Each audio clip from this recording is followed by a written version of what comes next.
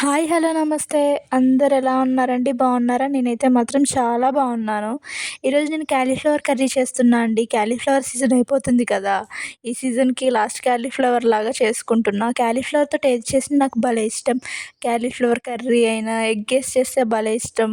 Manchuria అయినా, పకోడీ అయినా, పచ్చడి అయినా ఇలా ఏది చేసినా భలే ఇష్టంగా తింటా. క్యాలీఫ్లవర్ కర్రీ అయితే నాకు భలే ఇష్టం. మీలో ఎంతమందికి క్యాలీఫ్లవర్ ఇష్టం అనేదైతే కామెంట్ చేయండి. వెజిటేబుల్స్‌లో క్యాలీఫ్లవరే నాకు చాలా ఇష్టం. అందుకే నేను ఎక్కువ క్యాలీఫ్లవర్ సీజన్ ఉన్నన్ని రోజులు క్యాలీఫ్లవర్ ఎక్కువగా తింటా ఉంటాను. మీరెలా తింటారా లేదా అనేదైతే కామెంట్ చేయండి.